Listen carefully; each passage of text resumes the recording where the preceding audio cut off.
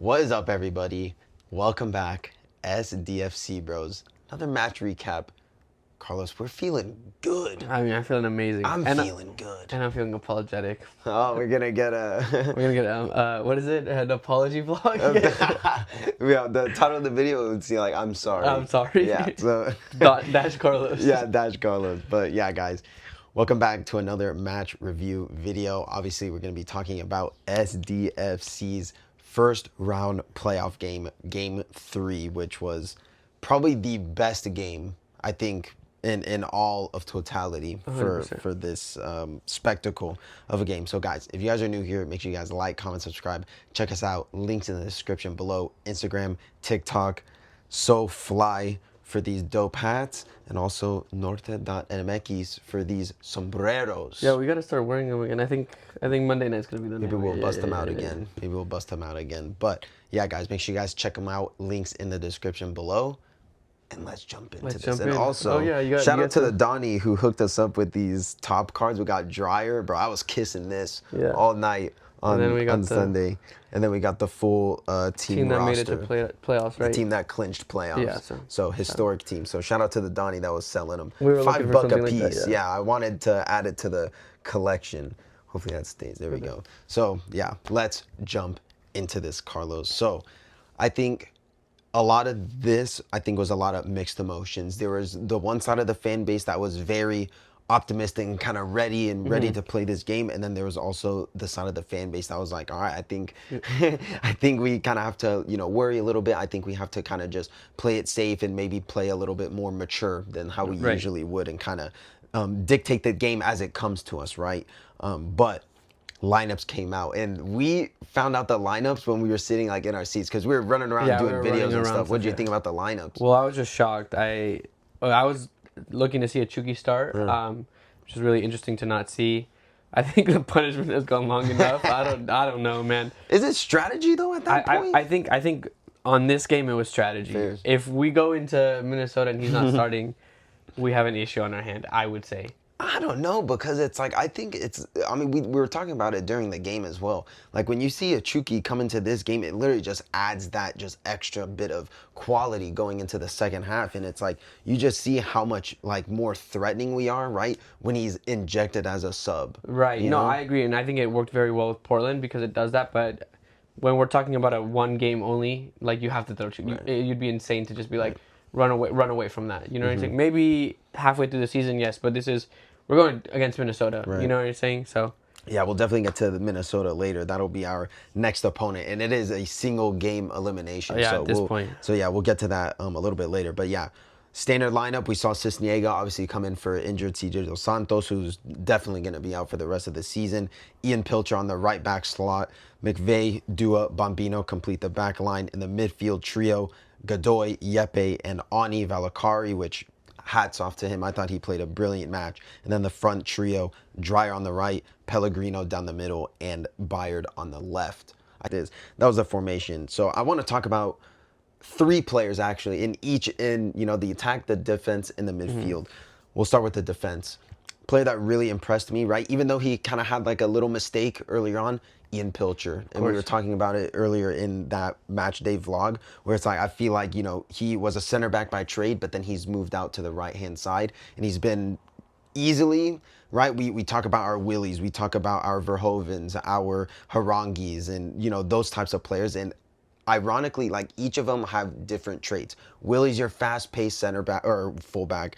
Verhoeven is kind of like your ball-playing fullback. Harangi is a little bit maybe more defensive, kind of out wide, but then Ian kind of gives you like that defensive solidity, but also kind of like something where it just feels a little bit more solid in the back, I think. So what have you kind of made of him in these last couple games and really making that right back spot his own? Well, I think Ian has, like you said, we have quite a bit of players in front of him, you know what I'm saying? But I think Ian, every time he showed up to multiple games, he's found his own, you know what I'm saying, and proven himself. So it's good to see him like be able to contribute to this playoff team, essentially, and just step up to the plate. It's just one of those things where it's like we talk about, just like this plug and play system, and I think it's just 100% in that Mikey Varas like coaching, where it's just like, you might not become like, we've seen this through and through. in this team. You might not be where you thought you were going to be, but I still need you to give me 100%. And you see that through these players and multiple times. Dua, Ian, Luca wasn't even going to be starting, and still that Ani, Right. Pellegrino, Bayard, like all of these players just have come in and had to shift their roles a lot. And it's just like you put somebody in there, and we're willing to do it. And I think we just did a really like I just am because we met Ian way in the Right. beginning. You know what I'm saying? And you meet these players, and you're just like, okay, well, you don't know, And Ian is really young. You know what I'm saying? But it feels good to somebody like him to like he's been our guy, you know what Yeah. I'm saying? Yeah. And it's great to see him come in and have the trust of Mikey, you know what I'm saying? So he's really held his own, and I think going forward, like it's just what it is, you know what I'm saying? It might not be the perfect right back you want, or the perfect thing, but it's just these players are giving 100% of themselves, and with that, it just changes everything. Yeah, and I think it's also like remember it's like we got him in the draft. Like we Exactly. drafted him, in the MLS draft from college and everything like that. And I think he was, one of those players where it's like again, like how you were mentioning, don't really know a lot about him. We don't really know where his quality is, and I think he kind of struggled to kind of get into this team, but he's found a way into it. And I think, just constantly, being a presence at the training facility and kind of just carrying himself in the way that he does, I feel like he's definitely kind of separated himself from, kind of the rest of the guys that, Mikey Vadas did lean on, because there was a lot of times where it's like we saw on that right back spot, right? And I mean, injuries have come into this, right? But when you kind of look at it, kind of in hindsight, right? Even though we had a healthy Ian and we had healthy Willie, Verhoeven, and Harangi, Mikey Vanna still opted for those options Right. rather than an Ian Pilcher there. So it's like I feel like injuries did play a part into him kind of finding his way into the starting lineup. But it's like you're seeing, for me, I feel like defensively, I think we're a lot more solid with him in the back here. No, I agree, and I think something that is just like one of those things where it's like if it's not broken, don't fix it. And I think yeah, against Minnesota, we're gonna see like a very him being attacked a lot more. You know what I'm saying? And any team going forward Sure. like this, but like I said, it's somebody like Ian where it's like he's gonna play 100% and give his all. You know what I'm saying? To the very end. And I think after seeing him score that goal was really kind of like the icing on the cake when he Right. scored against, I think it was Vancouver, right? That's right. Yeah, Vancouver. So it's just like like he's just a play that he's just that guy. You know what I'm Yeah, saying? yeah, definitely. So that's the player that I wanted to talk about in the defense. In the midfield, we'll go, from bottom to top. In the midfield, Ani Valakari. For me, Right. this guy was probably, I think this was his best game in a San Diego FC shirt. For me, obviously, 2 assists on the night, but also it's like we were talking earlier before this, how he's kind of found his way in this team in the midfield, right? Playing as a box-to-box midfielder and really showing the traits and the qualities that he has on another level, right? Because when he was up top, right, at that focal point, really wasn't the way to kind of get the best out of him, right, to show out his qualities. And for me, I think one of his best qualities is his ball carrying ability, right? Going from, our half of the pitch to the opposition's half. And I mean, the first goal that we scored, that first Dryer goal, you saw exactly that, how he was not necessarily like at the focal point of the play, but he was there at the right place at the right time to carry the ball into a Right. dangerous opportunity. What do you think about Ani and his new revitalized role? No, I think exactly what you're saying. I think his role has always been the midfield, and we had talked about it so much. But having Mbartse now and then Right. Iloski leaving, like it was really hard to kind of replace that. You Right. know what I'm saying? But essentially, like him going from maybe striker one game, then mid, I think it was just like really inconsistent, and so he would have to fix it. But as now that we have Mbartse and Pellegrino, Bray, like just Certainly. a solid striker situation at least. I won't say solid, but you know what I'm saying? Like still just a Right. more reliable. Him being in the midfield role, he's being able to get just used to it a little bit more, and just we get to see why he's a part of the role. And what I'm sure Mikey Vadas hasn't seen through the whole season, just hasn't been able to like mesh well with how we were playing. But I think it's just beautiful how he plays, and we'll continue to just bring the best out of him as we continue go. And as time goes by, you can kind of start seeing why maybe he's chosen a little bit over Luca De La Torre. Yeah, definitely. I think what Ani gives you, I mean, for me, it's like I feel like he really complements Yepe and Godoy really well, Exactly. right? In terms of it was that we can leave it there. He complements them very well, right? He is that force to kind of go up where Yepe and Godoy can kind of play a little bit more defensively, while he kind of has the freedom to go up and play make and maybe score a goal, Right. right? That's what we saw in the game 1 versus Portland at home. So he's able to have like that freedom that he has now in the midfield rather than being like playing with his back to goal up top and everything like that, playing like that center forward role, which, I mean, it wasn't bad, right? So it's like kind of nice how he kind of has, he's like a Swiss Army knife almost in that I like regard. that. Huh? Swiss Army knife. Yeah, he's like a Swiss Yeah. Army knife in that regard. What is Where, he? Isn't he Swedish? no, he's Finnish. Ah, close. Right. Finnish but, Army knife. Finnish Army knife. Yeah. But, he's able to, have that adjustment to, Right. play in, different positions where he may not feel comfortable in, but it's like you would have never known, right? So I think that's really good about having someone like Arnie. Yeah, I agree. Who's the attacking one? The last one, Corey Baird. Of course. Corey yeah. Baird. I feel like this was a player that I feel like, again, a lot of fans were kind of uneasy about, right? We didn't really know a lot, going into him. Escondido native. I feel like that's something I think a lot of people kind of forget, right? He is a San Diego boy, and I feel like in this game specifically, game 3, he was one of the standouts. Even though, he didn't, get on the goal, on the score sheet with the goal, he got that assist for, I think, Pellegrino's second goal. Right. That volley, which... We'll get into that later, but that assist was really nice, and it's like you see a lot of the things that Corey Bayard gives to this attacking line, where it's like I feel like Mikey Vadas opts that rather than a Chucky Lozano, who's a lot more direct when going in goal, rather going towards the goal. I feel like Bayard kind of contributes to a lot of things defensively. He pulls out numbers as well, and he kind of does a lot of the off-ball movements, and he does a lot of things that stats don't record. So what do you think? No, I think I agree with you, and I think he's one of those players that just gives 100% when he's on the field. Yeah. So it's really important for him, but it is, you feel for a player like that because, what he is doing is it is something that you can't show or isn't going to be seen, or watching highlights you're not going to see that. You know what I'm saying? But it's pivotal for these wins. Like realistically, that first half was because of him. You know what I'm saying? Yeah. Opening up. Being another option, throwing out, and he's really quick too. So defenders get scared of him because he's going so fast. Like he's just going to be an opening, so that leaves a Dryer open in situations like that. I think he fit really good and well in this team, and the way that this lineup had been to play Portland was just amazing, and he just added a lot. And like he's a really good player.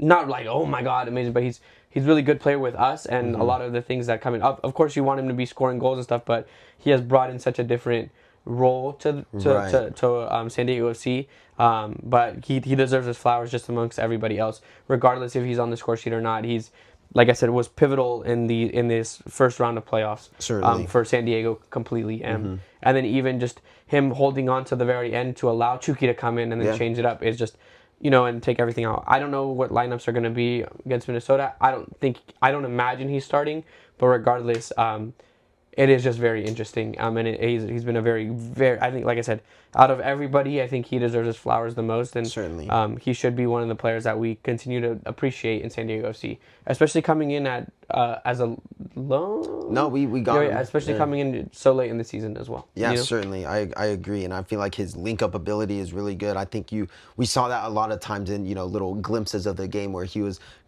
playing with his back to goal, but also like linking up, deep in the midfield. Correct. Right? We saw him in those pockets, linking up with Dryer at certain points, and Yepe and Godoy and everything like that. Well, and getting that assist too, which was beautiful ball to Pellegrino. And it's not his first assist either. He in the game previously with Dryer as well too. Yeah. So maybe he's not the goal scoring guy, but it's still just really he does a job. He's getting the job done. So that's the most important part, and that's all we can ask for.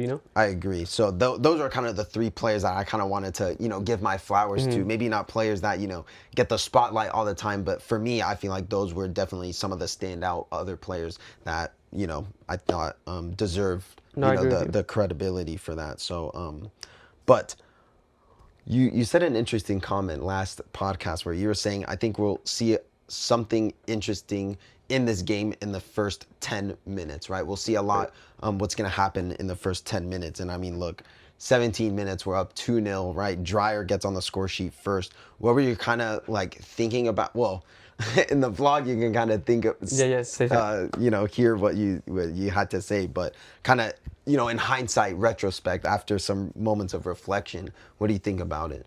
No, I think, like I said, we will know who's going to win this game in the first 10 minutes. And I don't think that was a reflection on Portland, but it would have been a reflection on San Diego, because if San Diego was going to show up the way that they have shown up most times at home, you were going to see just an outlandish, like just not, or you were going to see something different. And I mean, it came to fruition. You know what I'm saying? First 10 minutes, you just see a San Diego, maybe not super direct attacking like we saw in the first game, but a very confident San Diego that allowed the game to flow and then wait for those goals to happen.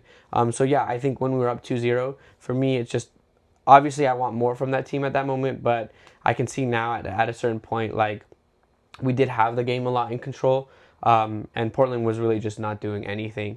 But it's just scary in those moments. You know what I'm saying? I'll say that.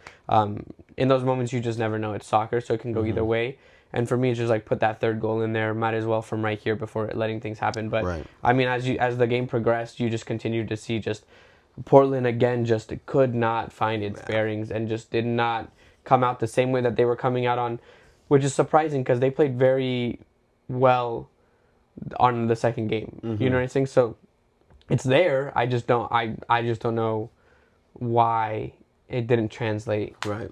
I think it was on I think it was just one of those things where it's like San Diego FC, like for me, I think this was their best game from minute 0 to 90, where we were just dominant in all things, like defensive end of things, in the midfield and transition, in our clinicalness. I feel like we had a lot of shots on target and they were clinical, yeah. clinical. Like we were doing our thing. We were very direct. We were doing our thing where it was one of those where I think Portland didn't have a lot of answers for our attack and for our goals. And I mean, I think you see that in, I think, the first Pellegrino goal, I want to say, where it's like Portland was just all over the place, right, in defensive end, right? Pellegrino's just making a simple run in the box, just in behind, and he's already free. And all he has to do is, head it, get saved, but he's there for the tap and eventually. So 12 shots, 7 on target. I feel like for me,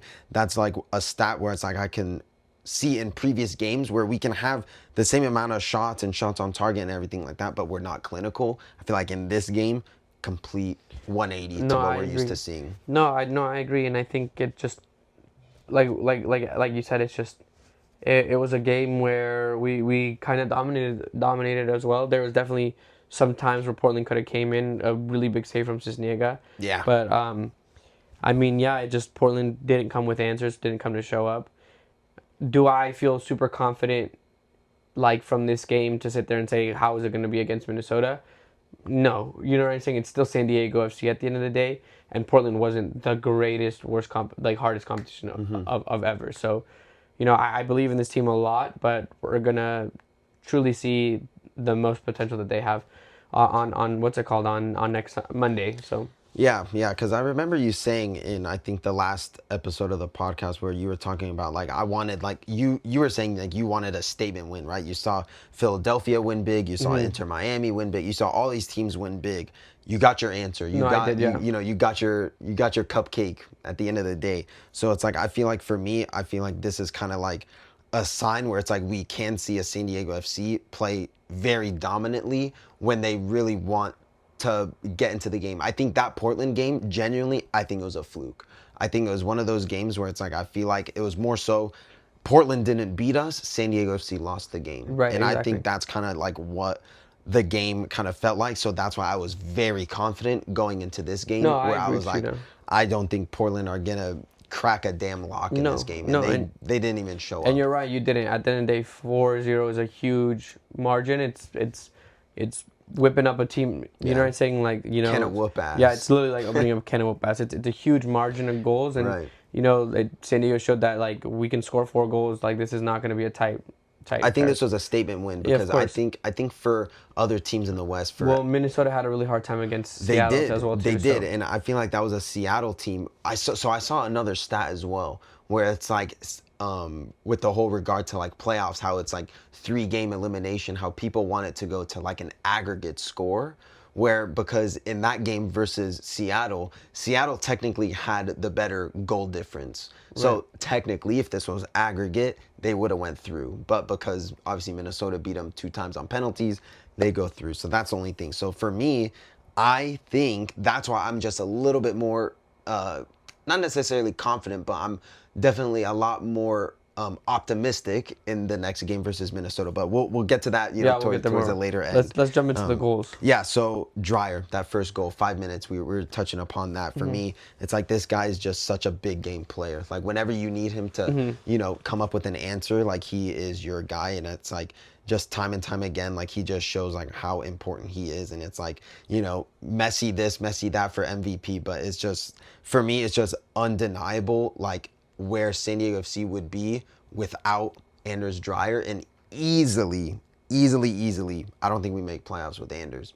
Like Oh no, I agree 100%. I think it's that like cut and simple. I feel like just his Cut and paste. integration. Yeah, I think it's just his integration in this team is just second to none, and especially debut season as well, right? For an expansion side where these guys, less than a year ago weren't even playing football together on a pitch No, I agree. together. So he's just sensational. I do want to move to the second goal just because I feel like we were talking about this one. So second goal, Pellegrino, right? We were talking about his run in behind, right, to get that header. This is your guy, man. I feel I'm going to give you your flowers on this because this was a player that, you were really fond of and you didn't really want to give up on him because you saw a lot of qualities in him. What do you think about Pellegrino's performance? Well, outside of that, let's just get into after Dryer's goal. Yeah. What happens is we were talking about this. There is a moment where it's like maybe 1 minute Portland has possession. Oh, yes. And then San Diego FC holds that possession for, I would say, around 2 minutes. Yeah. Just back and forth. I think an average, we lost the ball once,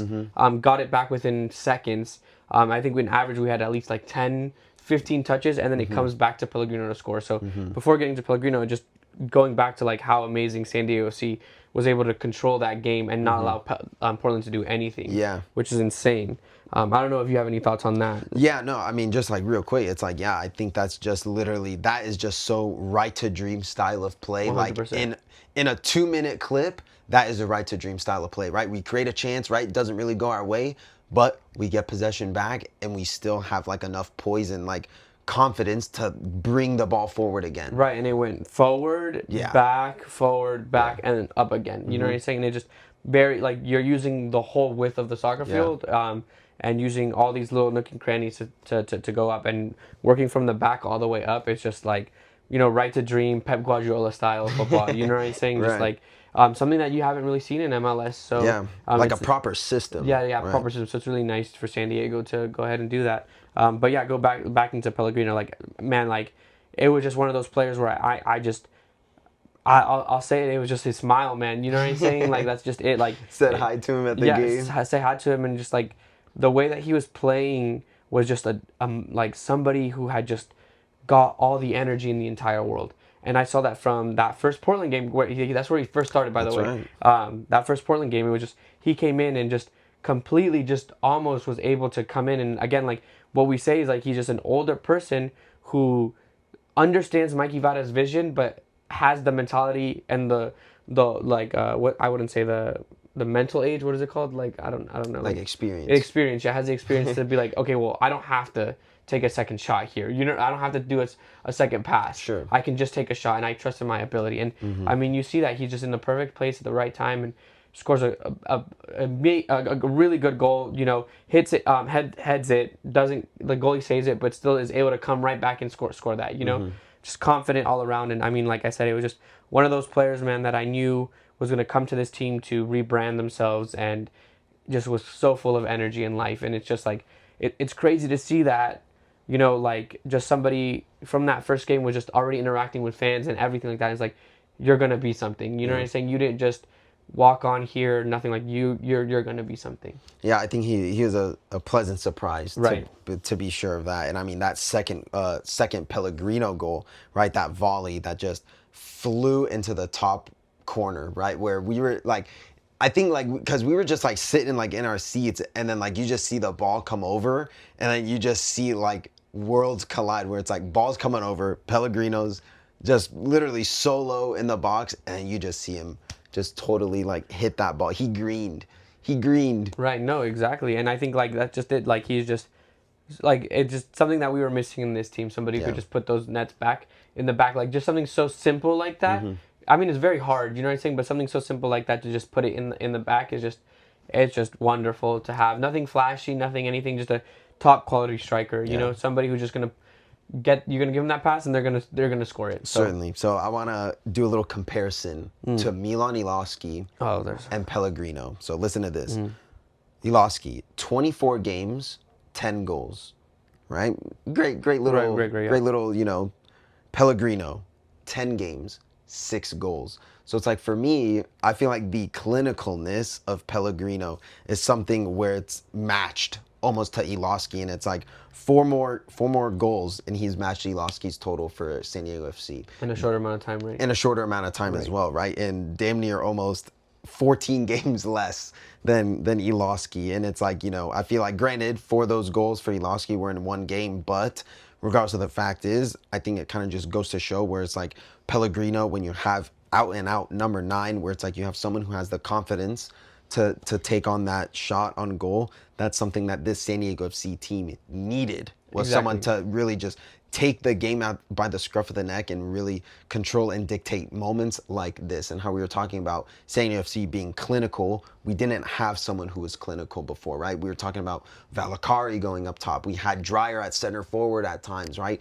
So it's like I feel like we were always kind of, shifting around the lineup where it's like we literally just needed someone to have that confidence up top, like an Iloski type striker, like a traditional 9. Right. No, and I think just to comparison, I think for us, Orlovsky would have been just long-term better, project, Right. everything like that. I think he would have been scoring way more goals with us than what's it called. But Definitely. but if you come back to it, like you said, we just needed to fill that slot with somebody who was going to be clinical. And Pellegrino coming in at his very age, maybe he's not going to be starting anything like that, but he is clinical, and that's the most important part. You put him in front of goal.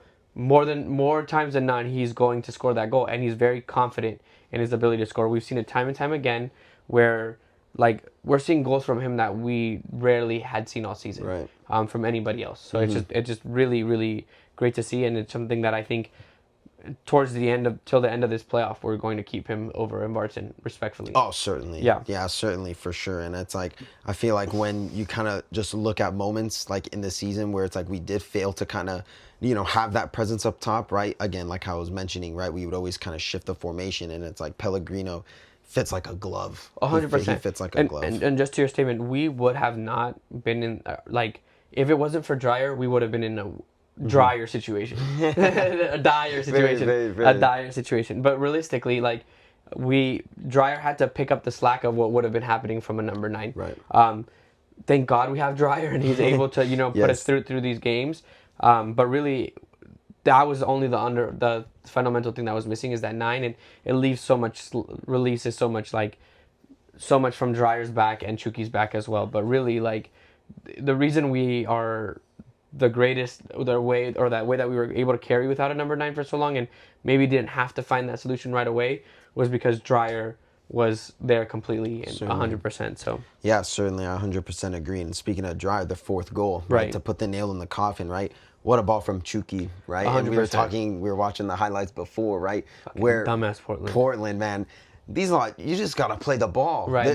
This whole game, I feel like they were playing the man rather than the ball. Yeah. And it's like you just saw that time and time again, and that's like this 4th goal, I think, was literally the the case study on how they played. Yeah, they're playing the man. They're happening. scrappy. They were very aggressive like the whole game. But again, you play the ball, not the man. That's what they didn't do. Chuki puts in a nice ball for Dreyer, 4-0. Yeah, and essentially what happens is Invartsen is receiving the ball. Yeah. And at the same time as he's receiving the ball, Portland's defender, instead of stepping back and just okay, where's the ball, holds on to Invartsen the whole time, which allows the ball to roll away and Chuki to come and pick it up, which now leaves his other defender alone against Dreyer. And Chuki with just his speed, boom, and then Dreyer, just a beautiful pass to Dreyer, and Dreyer, I mean, just as what Dreyer's known for, slots it in, and that's it. Closes off the game. Yeah, definitely. And that was, for sure the icing on the cake. And just after that, it's the dominance that San Diego FC was playing, they were taking the absolute piss out of Portland in this game.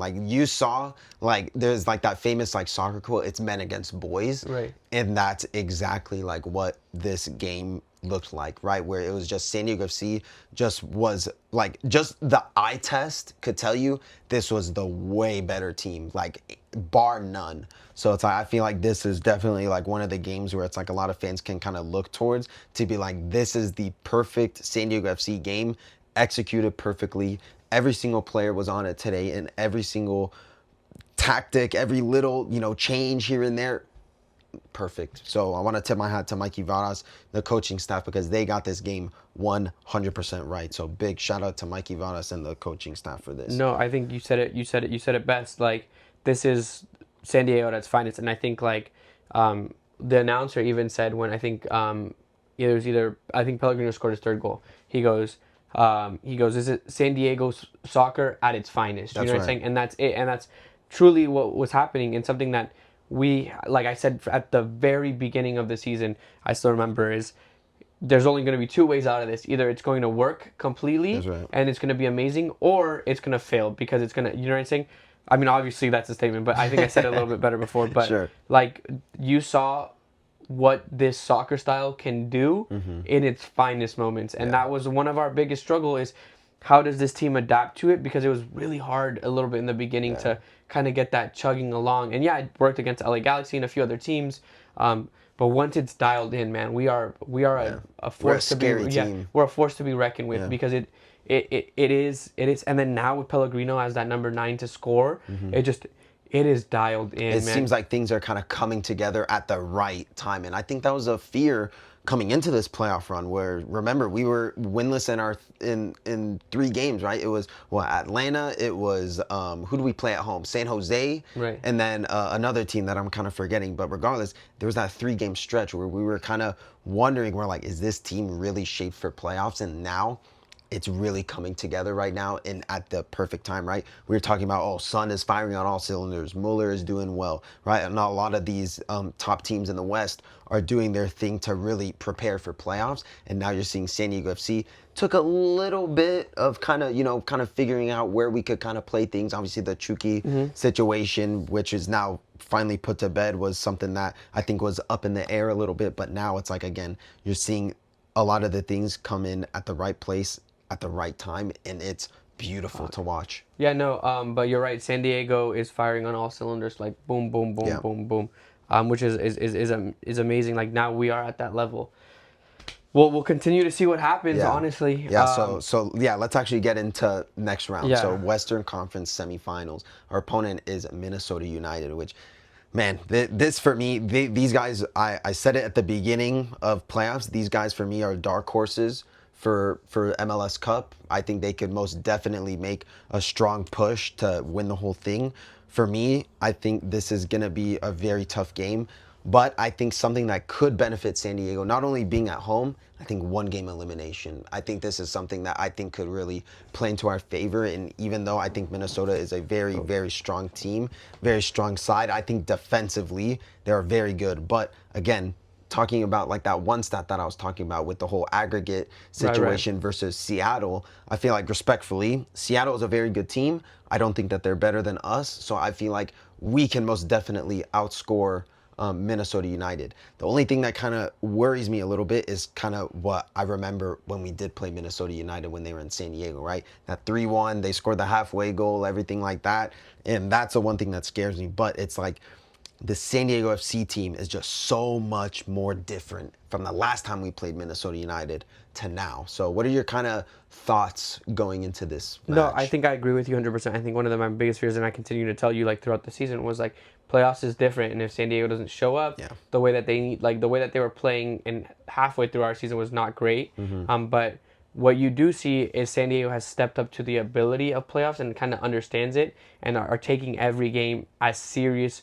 Wait, like this is the most serious I've seen them back to back to back games ever in entire. I agree. Like the way that they're playing soccer now is like how they played soccer against LAFC away.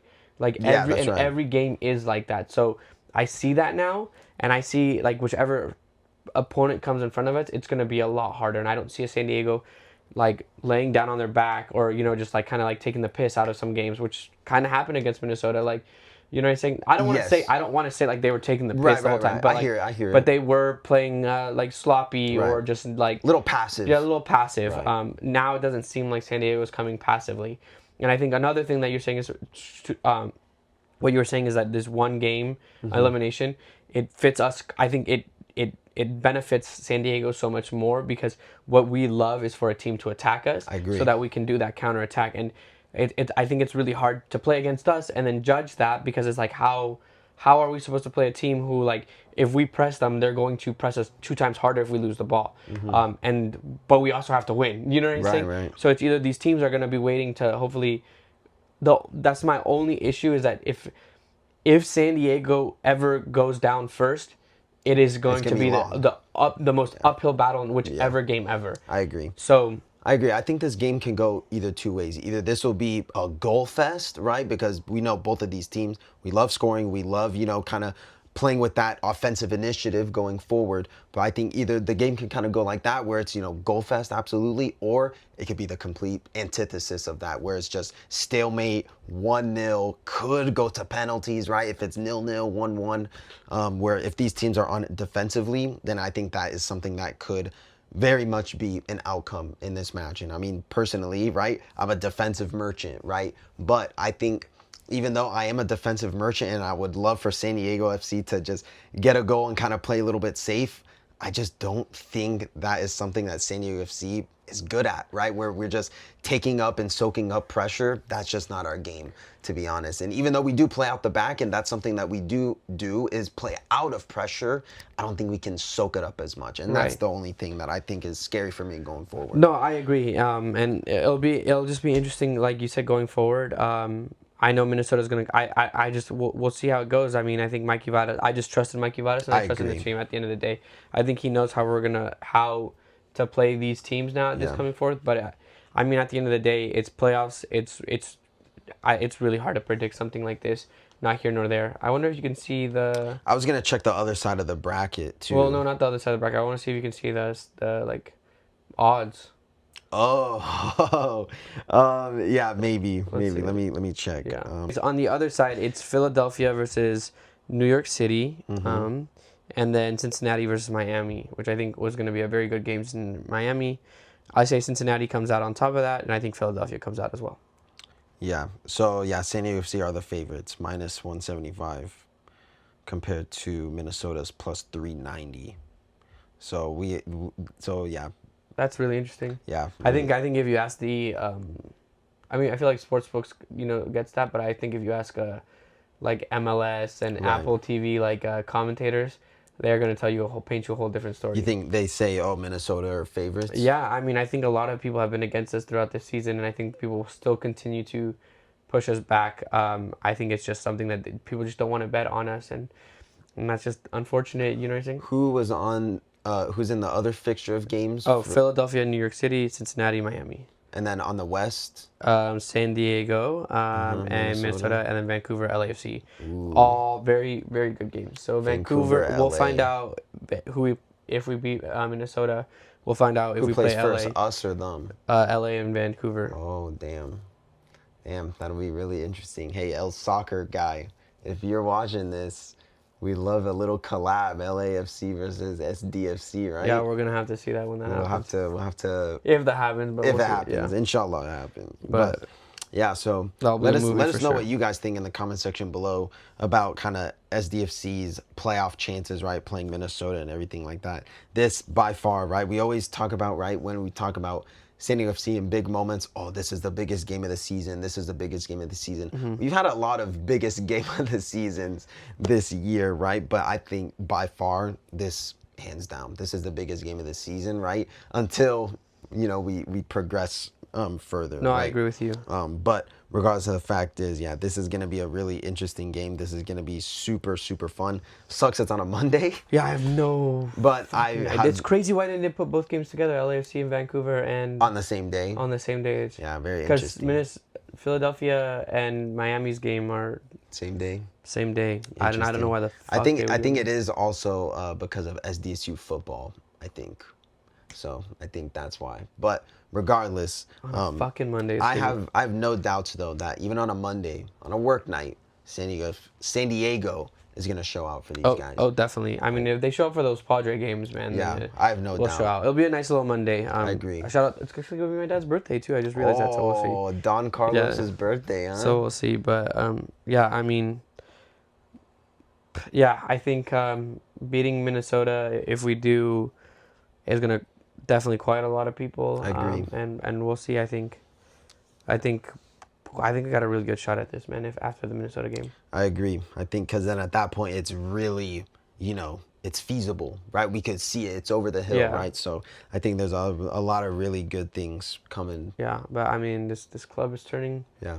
non-believers lot of into heads. believers. Yeah, It's turning a lot of heads. It's turning, like how you said, a lot of believers into this now. And it's like I think a lot of the city is bought into this project. They're bought into 100%. this team. And I think, the overwhelming support of this club has just been super awesome, right? In just the last month, Well, I'd say. I think you just start that culture is starting to seep in. The culture we already knew is starting to Right. seep into the mainstream, I and agree. now people are understanding why is soccer such an important thing and why it's so seen nationally and Right, right, globally. You're starting to see that now for the first time in San Diego, and like I said, it's turning a lot of things. And I mean, I think our council member, I forgot his name, Sean. Sean said it best. What this club is doing for San Diego is more important than a lot of these big teams have done here. And I say a lot of times is I think soccer and culture are one and one. You cannot just take One and leave the other. you cannot take one and Right. leave the other one. I think when it comes to football or basketball, these teams can, I'm a Laker, but I'll move, from this Right. thing, or I'm a Charger fan, I'll move over there and I'll still have fans.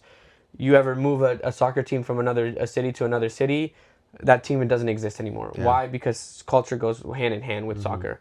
And it always will be because it's one and the same. And I think Sean, our council member, said when he announced San Diego SDFC week or whatever for the city, he says it doesn't matter if San Diego doesn't win one single game for the rest of our season. Obviously, that's not what we want, but like he said, it doesn't matter if San Diego doesn't win a single game for the rest of our season or the next coming years. What San Diego has done for the city and the culture is above all that, and we should support it 100%. And I think it rings true every single day because when you look at SDFC, you don't think of just the soccer team. You look at what it is to be San Diegan. Right. Yeah, I agree 100% with that. So I think we'll leave it at that. To be honest, exactly. I think we covered pretty much everything. So guys, let us know what you think in the comment section below about this SDFC playoff run, kind of this previous game versus Portland, and how it's going to shape up in the next match versus Minnesota. Also, I wanted to say thank you